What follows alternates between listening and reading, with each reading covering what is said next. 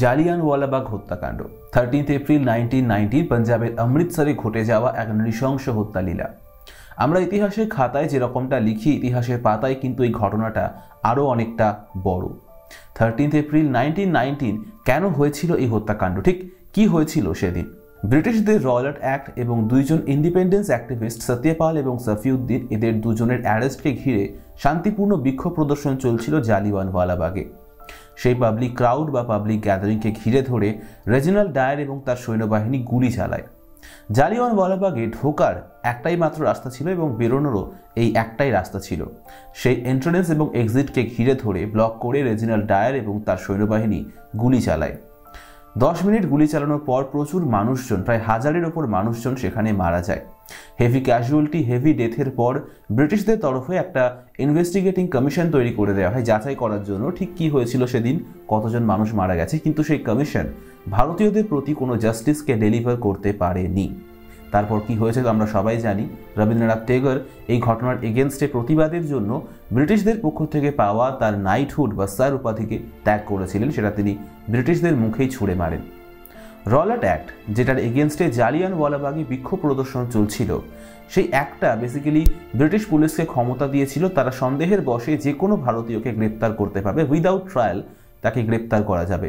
এটাকে ব্ল্যাক বিল বা কালা কানুন বলা হতো। রয়্যাল অ্যাক্ট কি? জালিয়ানওয়ালাবাগ ইনসিডেন্টের পেছনে এই রয়্যাল অ্যাক্টের কি ইনফ্লুয়েন্স রয়েছে? জালিয়ানওয়ালাবাগ হত্যাকাণ্ড কেন হয়েছিল আর মেন কালপ্রিট কে ছিল এই পুরো ঘটনাটার, সেই সমস্তটা আজকের ভিডিওতে আমরা কথা বলবো। আজকের অনটক ভিডিওতে আমরা এই সমস্ত টপিকটা নিয়ে আলোচনা করব, জানার চেষ্টা করব এই 4টে প্রশ্নের উত্তর।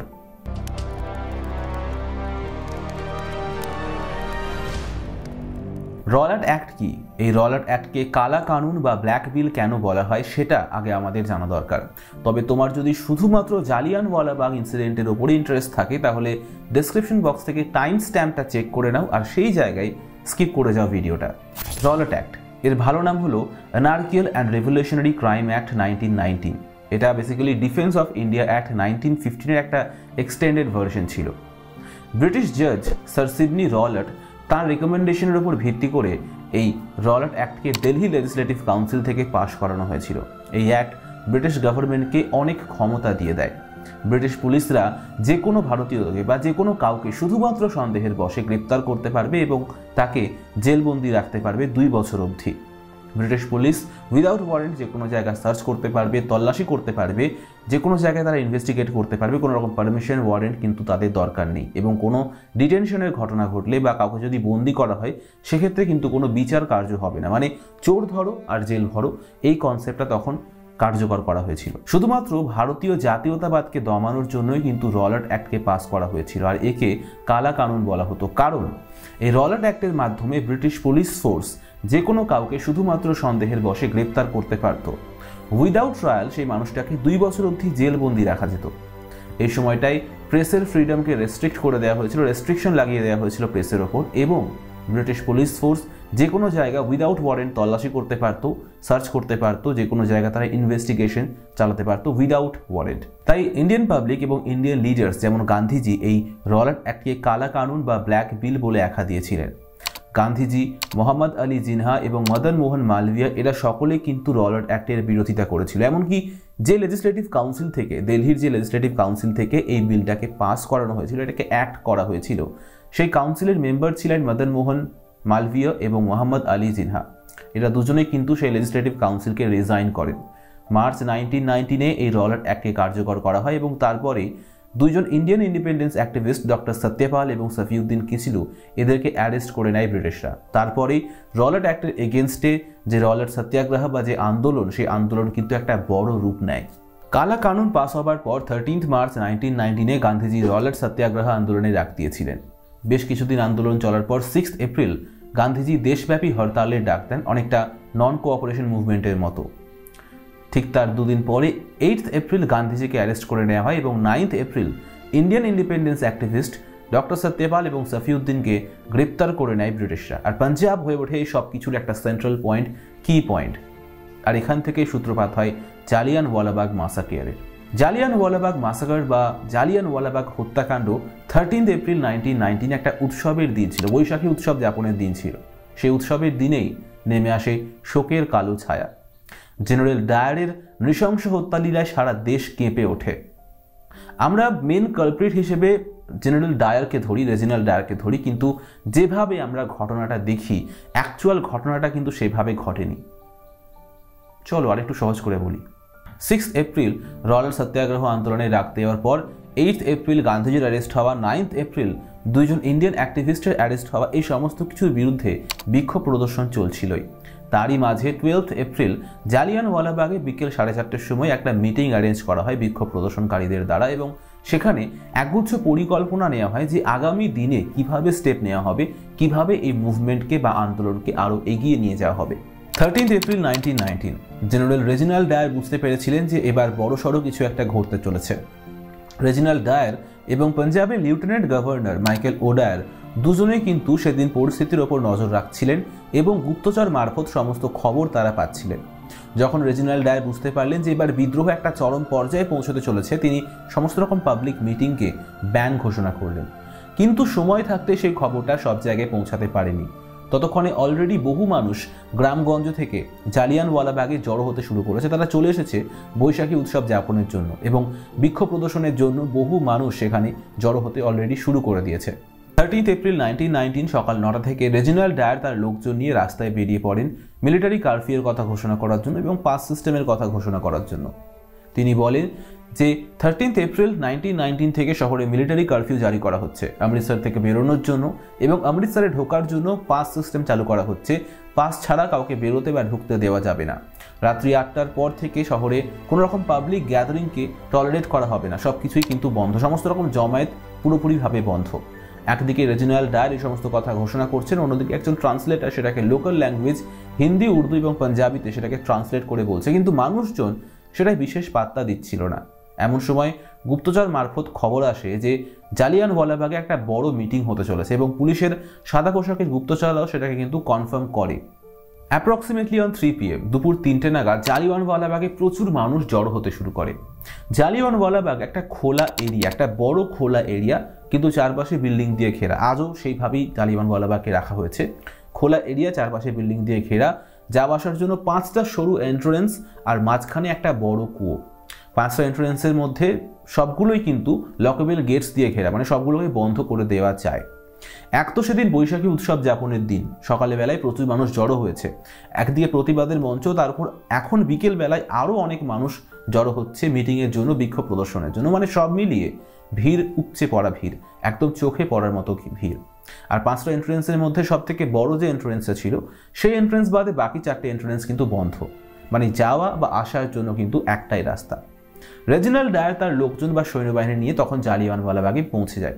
বাছাই করা সৈন্যবাহিনীদের রেজিনাল্ড ডায়ার সেখানে নিয়ে গেছিলেন। Armed force, armed machine gun সব কিছু নিয়ে তিনি জালিয়ানওয়ালাবাগে হাজির হয়ে যান, কিন্তু ন্যারো এন্ট্রেন্সের জন্য তিনি মেশিন গান নিয়ে ভেতরে ঢুকতে পারেননি। আর্মড ফোর্স নিয়ে রেজিনাল্ড ডায়ার ভেতরে প্রবেশ করেন এবং যে পথ দিয়ে তিনি আসেন, যেটা এন্ট্রেন্স বা এক্সিট একটাই খোলা ছিল, সেটা তিনি ব্লক করে দাঁড়িয়ে পড়েন। আগেই বলেছি যে 5টা এন্ট্রেন্সের মধ্যে 4টে এন্ট্রেন্স অলরেডি বন্ধ, অপেক্ষাকৃত বড় এন্ট্রেন্সটাই শুধুমাত্র খোলা ছিল। সেই এন্ট্রেন্স দিয়ে রেজিনাল্ড ডায়ার ভেতরে প্রবেশ করে সেটাকে ব্লক করে দাঁড়িয়ে পড়েন। এরপরে যেটা হয় সেটা নিয়ে কিছুটা মতপার্থক্য রয়েছে। অনেকে বলেন, অনেকে মনে করেন যে রেজিনাল্ড ডায়ার ওয়ার্নিং দিয়েছিলেন ক্রাউডকে ডিসপার্স হওয়ার এবং 3 মিনিট সময় দিয়েছিলেন। আবার অনেকে মনে করেন যে রেজিনাল্ড ডায়ার উইদাউট ওয়ার্নিং গুলি চালানোর নির্দেশ দেন। তবে যেটাই হয়ে থাক, একটা ক্রাউড ডিসপার্স হওয়ার জন্য 3 মিনিট সময় যথেষ্ট নয়, এবং সেখানে তিনি কিন্তু এক্সিটটা ব্লক করে দাঁড়িয়ে রয়েছেন। সেখানে ক্রাউড কিভাবে ডিসপার্স হবে?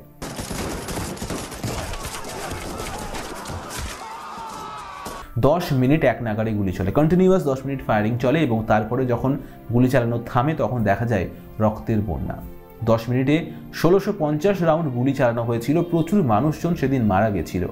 3 বছরের বাচ্চা থেকে শুরু করে 30 বছরের অ্যাডাল্ট, 90 বছরের বুড়ো মানুষ কেউই সেদিন রেহাই পায়নি। জানা যায় সব থেকে কম 6 মাসের একটা বাচ্চাও কিন্তু সেদিন মারা পড়েছিল। এবং 10 মিনিট পর গুলি চালনা এমনি থামানো হয়নি, তাদের অ্যামিনেশন ফুরিয়ে গেছিল, গুলি শেষ হয়ে গেছিল। সেজন্যই কিন্তু বাধ্য হয়ে ডায়ার গুলি চালনা থামার নির্দেশ দেন। আচমকা গুলি চালানোয় হতচকিত জনতা হুটোপাটি শুরু করে, প্রাণ বাঁচানোর তাগিদে এদিক ওদিক ছুটতে শুরু করে। অনেকে প্রাণ বাঁচানোর জন্য কুয়োর মধ্যে ঝাঁপ দেয়, কিন্তু সবটাই বিফল চেষ্টা।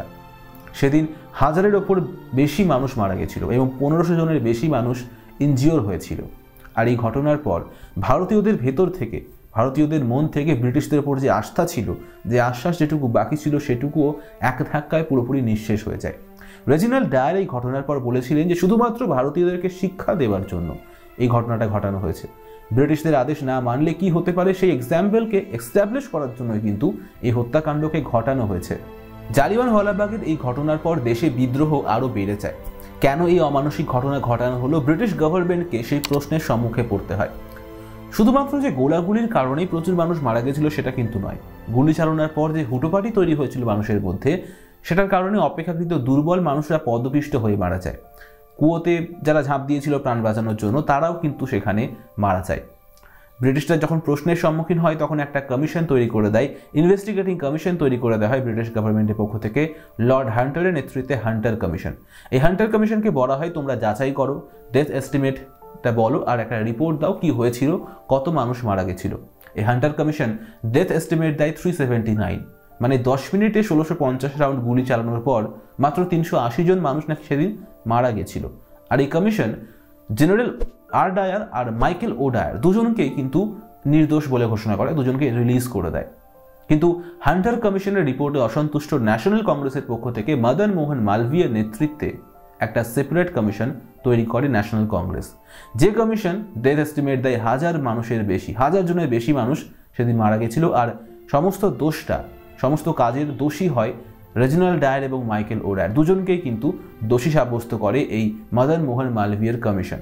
বাট এই কমিশনের রিপোর্টকে বা এই কমিশনকে ব্রিটিশরা কোনোভাবেই মান্যতা দেয়নি। এবার আসি কনক্লুশনে। হিসেব মতো দেখতে গেলে রেজিনাল্ড ডায়ার ছিলেন এই ঘটনার মেন কালপ্রিট, কিন্তু আগেও বলেছি আমরা যেভাবে ঘটনাটা দেখি সেভাবে কিন্তু ঘটনাটা আসলে ঘটেনি।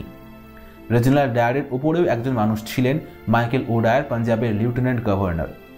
মাইকেল ও ডায়ার এর অধস্তন কর্মী ছিলেন জেনারেল ডায়ার বা জেনারেল রেজিনাল্ড ডায়ার।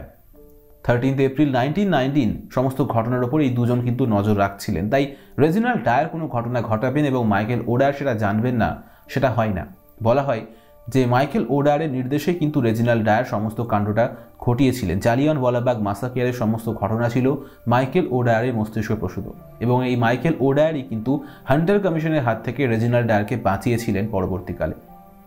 হান্টার কমিশনের রিপোর্ট পেশ হওয়ার পর যখন জালিয়ানওয়ালাবাগের বিদ্রোহ আরও বড় রূপ নেয়, তখন ব্রিটিশরা কিন্তু মাইকেল ও ডায়ারকে ব্রিটেনে ফিরিয়ে নিয়ে যেতে বাধ্য হয়, তারা কোনো রিস্ক নিতে চায়নি।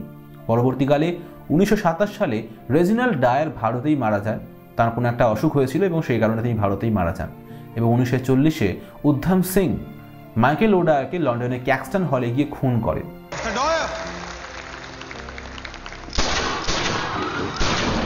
এই উদ্ধম সিং কে, কেন, কীভাবে তিনি খুন করেছিলেন, সমস্ত ব্যাপারটা কিন্তু আমরা উদ্ধম সিং এর ডেডিকেটেড কোনো ভিডিওতে ডিটেলসে কথা বলবো। আজকে শুধু এটুকু জেনে রাখো যে সর্দার উদ্ধম সিংকে অমর শহীদ বলা হয়। আজকের অনটক ভিডিও জালিয়ানওয়ালাবাগের হত্যাকাণ্ড বা জালিয়ানওয়ালাবাগ মাসাকের আজকের আলোচনা পর্ব কেমন লাগলো জানাও কমেন্ট বক্সে। যদি ভিডিওটা ভালো লেগে থাকে ভিডিওটাকে লাইক করো, ভিডিওটাকে শেয়ার করো ইনফরমেটিভ মনে হলে।